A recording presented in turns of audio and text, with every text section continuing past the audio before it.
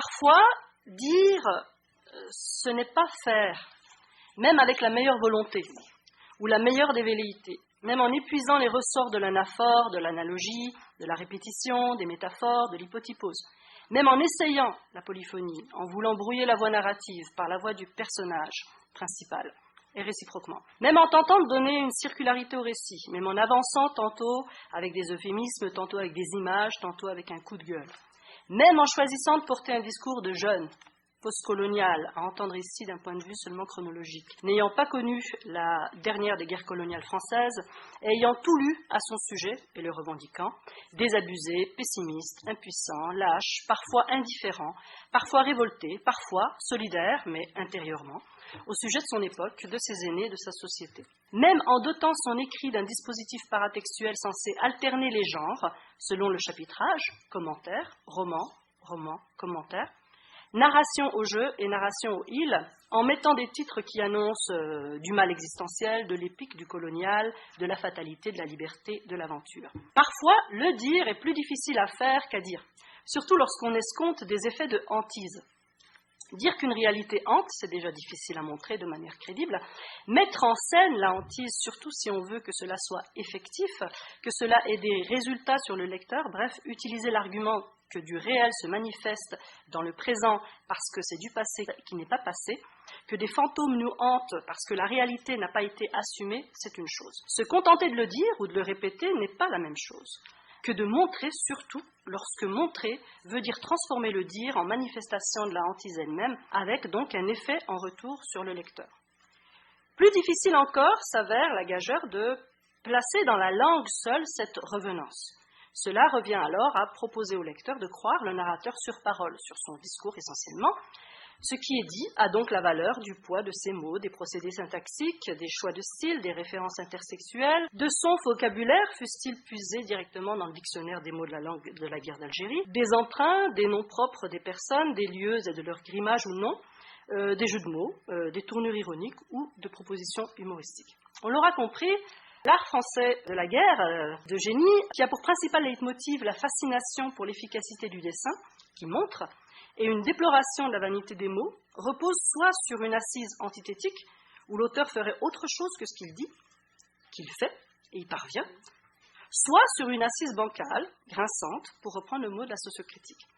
Dans l'art français de la guerre, ce qui grince, c'est cette volonté affichée par le discours de dire la hantise, en dénonçant et en déplorant la vacuité des mots et leur inefficience, en clamant la supériorité des images à donner à voir et à comprendre par le cinéma ou la supériorité du dessin plus apte à montrer.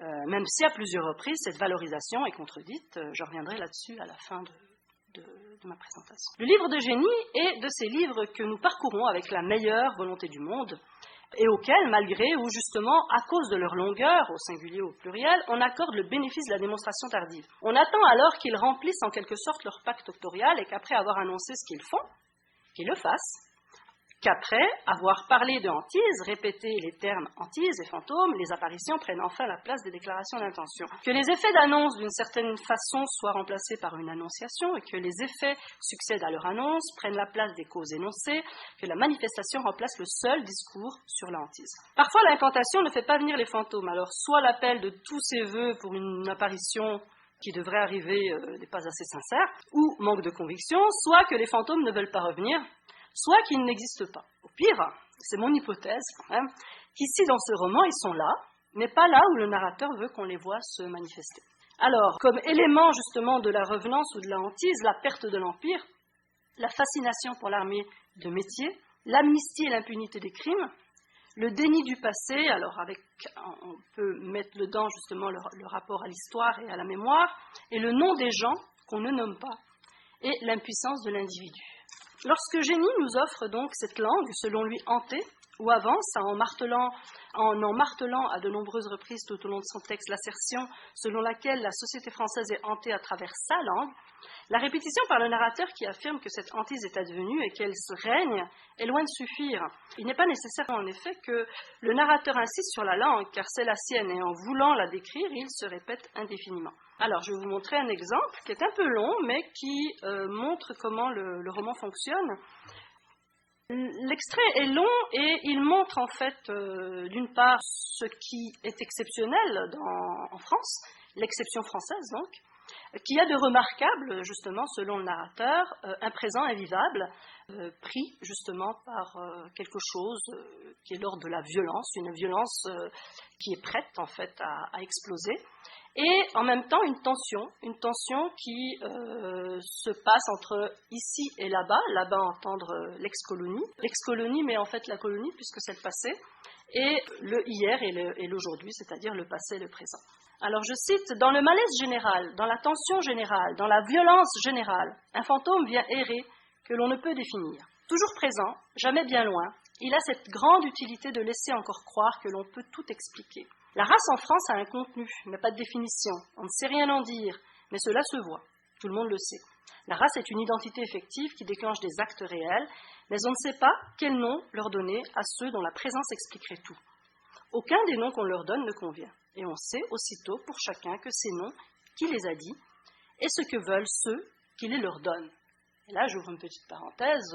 Puisque le livre se partage entre commentaires, donc une voix narrative qui exprime son présent, et ce personnage justement principal qui rencontre militaire de carrière, qui est en fait militaire depuis qu'il a pris le maquis alors qu'il est à la fin de son adolescence, pour ensuite devenir vraiment militaire de carrière en allant en Indochine et ensuite en guerre d'Algérie. Donc le personnage principal rencontre justement cet individu qui s'est dessiné et en échange de cours de dessin, le narrateur va proposer justement d'écrire les mémoires, de refaire une écriture des mémoires de ce militaire de carrière qui est montré en fait comme quelqu'un qui a fait la guerre pendant 20 ans, donc de 42 à 62. Comme je voulais vous parler justement de la structure rapidement, la structure alterne donc un présent dans lequel un narrateur est en train de dire sa mal-vie, mais en même temps l'ambiance française du moment, fin des années 90, peut-être jusqu'au début des années 2000, et sa rencontre avec ce militaire de carrière. Il circule dans la ville et il se déplace dans les moments de commentaires pour aller chez justement Salagnon, ce personnage, pour prendre des cours de dessin. Et en fait, dans ces déambulations, dans la ville française, il a affaire à la ville la nuit notamment, ou la ville la journée. La banlieue, il ne parle jamais de banlieue, il n'y a pas le mot banlieue, peut-être qu'il y est, il y a 790 pages le roman, mais le mot banlieue est absent. Et il rencontre des gens qu'il n'arrive pas à nommer, qu'il décrit. Ils ont un voile, ils parlent bizarrement, ils parlent français, mais ils ne parlent pas le français. Le français que lui comprend et qu'il utilise d'habitude. Et il ne les nomme pas. Je continue. Dans ma citation, la race n'existe pas, mais elle a une identité effective. Dans la société sans classe, dans la société moléculaire livrée à l'agitation, tous contre tous, la race est l'idée visible qui permet le contrôle, la ressemblance confondue avec l'identité, permet le maintien de l'ordre. Ici comme là-bas. Là-bas, nous mîmes au point le contrôle parfait. Je peux bien dire nous, car il s'agit du génie français. Ailleurs dans le monde, en fait, on développait des machines abstraites de von Neumann pour construire des machines. La société IBM inventait la pensée effective par un ensemble de fiches. La société IBM, promise un immense avenir, produisait des fiches à trous et simulait des opérations logiques en manipulant ces fiches à trouer à l'aide de grandes aiguilles, de longues aiguilles métalliques et pointues que l'on appelait pour rire aiguilles à tricoter. Pendant ce temps, dans la ville d'Alger, nous appliquions cette pensée à l'homme. Il faut rendre ici hommage au génie français. La pensée collective de ce peuple qui est le mien, c'est tout à la fois élaborer les systèmes les plus abstraits, les plus complets, et les appliquer à l'homme. Le génie français sut prendre le contrôle d'une ville orientale en appliquant de la manière la plus concrète les principes de la théorie de l'information. Ailleurs, on en fit des machines à calculer. Là-bas, on l'appliqua à l'homme. La citation est longue, je continue. Les aiguilles à tricoter que l'on utilisait par ailleurs pour pêcher les fiches, on les utilisait dans la ville d'Alger pour pêcher des hommes. Grâce à un trou dans un homme, avec la longue aiguille, on pêchait un autre homme. On appliqua l'aiguille à tricoter à l'homme, alors que la société IBM ne l'appliquait qu'au carton. On plantait les aiguilles dans les hommes, on les perçait de trous, on fouillait dans ces trous, et à travers un homme, on pêchait d'autres hommes. À partir des trous percés dans une fiche, à l'aide de longues aiguilles, on attrapait d'autres fiches. Ce fut un beau succès. Tout ce qui bougeait fut arrêté. Tout arrêta de bouger. Les fiches, une fois utilisées, ne pouvaient plus servir. Des fiches en cet état ne pouvaient être utilisées. On les jetait dans la mer, dans une fosse que l'on recouvrait. Pour un bon nombre, on ne sait pas. Les gens disparurent comme dans une corbeille à papier.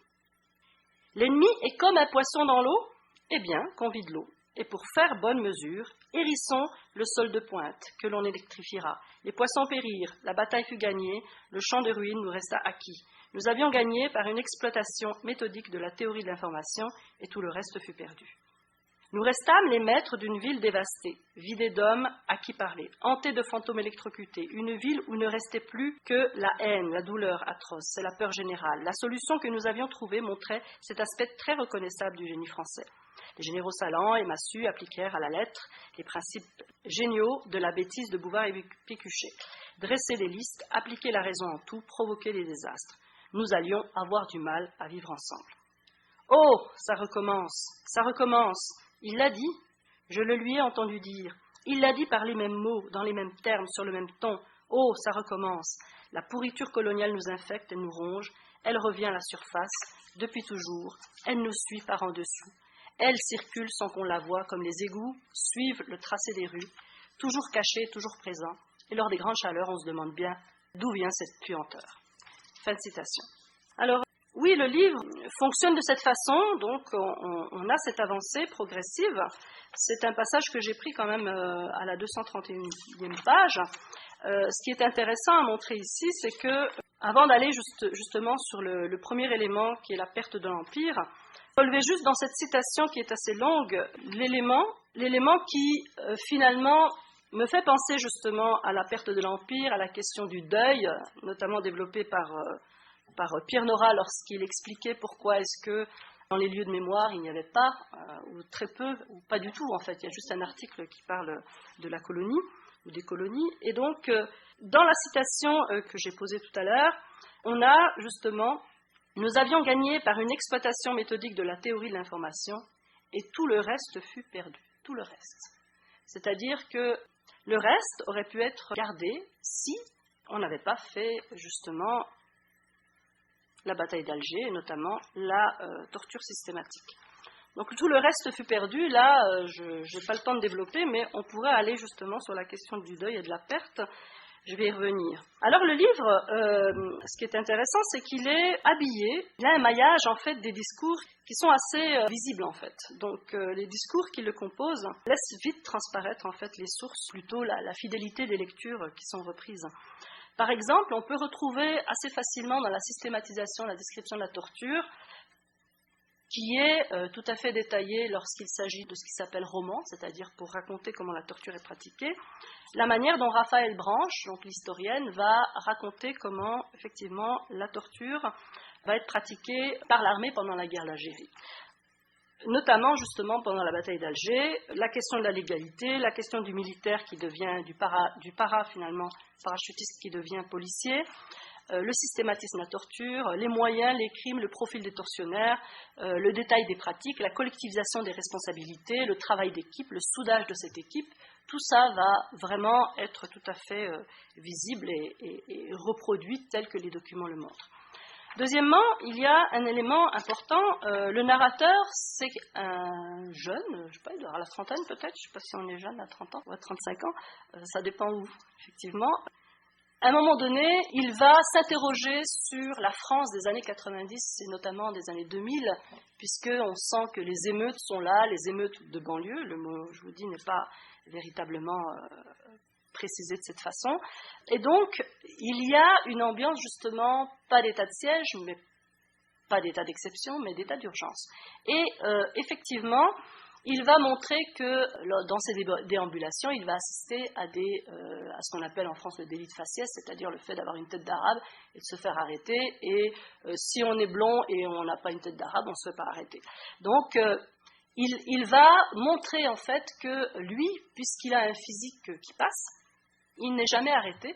Et donc, il fait partie, effectivement, d'une identité qui n'est pas contrôlée, qui n'est pas contrôlable. Et il va parler, à partir de son identité de blanc, entre guillemets, il va utiliser, en fait, ce que fait Pierre Thévagnan dans La mécanique raciste.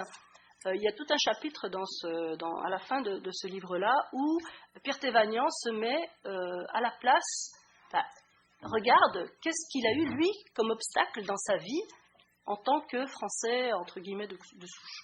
Et en fait, il fait la liste et quand il regarde tout son itinéraire en fait pour devenir un adulte et ensuite un professeur notamment au lycée, il n'a pas rencontré de difficultés particulières, notamment aussi en raison de ses origines sociales aussi. Troisième élément intéressant justement dans ce livre, où on sent les lectures qui sont juste là, elles sont juste à la surface.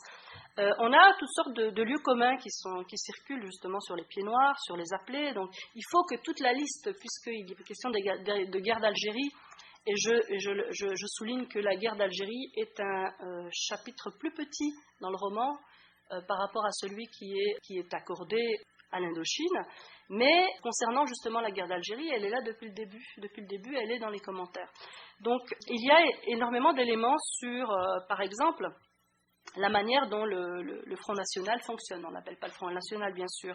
La manière dont, par exemple, la vision de Camus sur cette Algérie coloniale, avant d'être une Algérie en guerre. Il y a aussi toute une reprise, j'espère que j'aurai le temps de vous montrer l'extrait, une reprise en fait de l'analyse qu'a fait Serge Danet de Capot, le film de Pontecorvo, et en reprenant justement le mépris du critique cinéaste vis-à-vis justement d'un procédé esthétique dont s'est rendu coupable le réalisateur, va condamner justement la bataille d'Alger, le film lui-même, et le classer comme un film abject. Si jamais je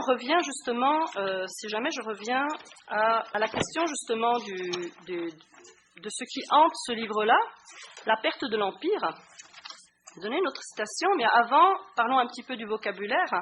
C'est un vocabulaire qui revient très souvent. Le terme là-bas, le terme état d'urgence, pacification, 10 ans de paix, contrôle d'identité, colonne blindée, pacification bien sûr, etc. Tous ces termes-là sont là. Ils sont présents de cette manière en peu de quantité dans les commentaires. Tout l'arsenal effectivement du langage colonial est réutilisé pour donner le contexte lorsqu'il s'agit de la partie roman, c'est-à-dire la partie raconté par un narrateur, mais qui regarde la manière dont a évolué justement Salagnan, donc le militaire de carrière, en tant que parachutiste pendant justement son passage en Algérie. Alors, une citation intéressante vers la fin de l'ouvrage, même si tout au long du livre, on a l'impression justement qu'il y a une déploration d'une perte. Je cite « Écrire n'est pas mon fort ». Alors c'est toujours aussi le leitmotiv de l'écriture.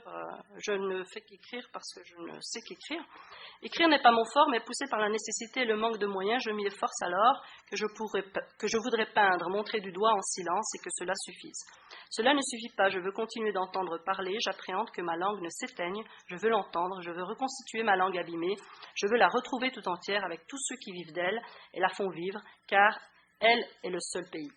Nous perdons des mots à mesure de l'effilochement de l'Empire, et cela revient à perdre une part des terres où nous habitions, cela revient à réduire l'étendue du nous.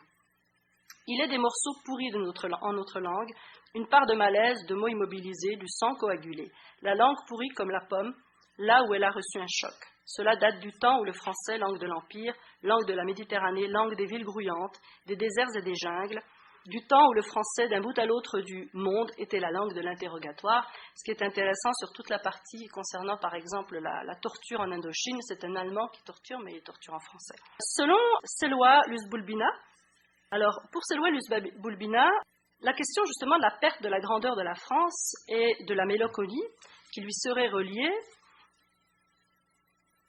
en fait, est du côté justement de la France. La disparition des colonies est une défaite politique. Alors là, je la cite, la disparition des colonies est une défaite politique de taille qui met à mal les politiques de grandeur jusqu'alors suivies. Tout se passe comme si, finalement, l'État français colonial puisait sa volonté de puissance aux racines de la mélancolie. Tocqueville considérait déjà, à l'époque de l'abolition de l'esclavage, d'une part, et de la conquête d'Algérie d'autre part, que la colonisation constituait en définitive une restauration de la grandeur de la France, perdue du fait de la Révolution. La perte, en effet, comme Freud a pu le montrer dans la mélancolie, ne désigne pas un objet, mais un investissement comme un déterminisme négatif. La grandeur de la France, comme peut-être toutes les grandeurs, est imaginaire. Tout se passe comme si également l'État français postcolonial s'élevait sur un champ de ruines tel qu'il faille réhabiliter d'abord la République, qui ignore les différences et les communautés, puis la laïcité qui réprouve le voile, et ensuite l'identité nationale qui cache la diversité culturelle pour exister pleinement. Et là, on a ce discours-là aussi qui est là, qui est le fait ici d'un individu, mais qui est redonné en fait à écouter. À partir justement de cette manière de voir à quoi correspond justement la perte et le sentiment de perte et le sentiment de deuil finalement colonial, il faudrait relire alors certains classiques sur la colonisation pour mesurer ce qu'a impliqué son investissement. L'investissement, c'est pour ça que ça touche les individus, même peut-être aujourd'hui, son investissement qui est autant matériel, militaire, financier, qu'idéologique et symbolique, psychique. Donc cet investissement-là, il est aussi à chercher dans une certaine cécité toute républicaine, en fait, qu'on a retrouvée en fait chez les anticolonistes exemplaires comme Pierre Mendès France, lorsque, par exemple, Selwa Boulbina va relire justement certaines positions justement de politique français sur la colonie. Mirage, elle a un texte qui s'appelle « La colonie, mirage et réalité historique ». Si je reviens justement au deuxième élément qui hante ce roman, c'est la fascination pour l'armée de métier. Juste 3 mots, donc sur la fascination pour l'armée de métier, effectivement, le fait que le narrateur suive et trouve à chaque fois, jusqu'à la fin en fait, à rééquilibrer finalement le pourquoi de la torture. La torture en fait décrite de façon extrêmement crue, réaliste, et qui en même temps ne va pas entacher finalement l'un des responsables de cette pratique de la torture qui est le militaire de carrière. Et en fait, dans ce livre-là, régulièrement, le narrateur, notamment dans les commentaires, va tenter de rééquilibrer, par exemple, le rééquilibrage en fait de la guerre, par exemple, le rééquilibrage de l'application de la torture, par exemple, en disant oui, on torture pour aller empêcher que des bombes explosent et fassent d'autres innocents, etc. Ce rééquilibrage vient jusqu'au bout, en fait, démontrer la fascination pour le métier de militaire. Et juste un petit lien avec, disons, le cinéma, puisqu'il est féru, il estime que le cinéma est plus important, effectivement, peu plus finalement que l'écriture. Effectivement, les films sur la guerre d'Algérie en France, qui ont eu le plus de succès, ce sont des films sur les militaires, directement, et non pas d'autres films. Voilà, je vais m'arrêter là.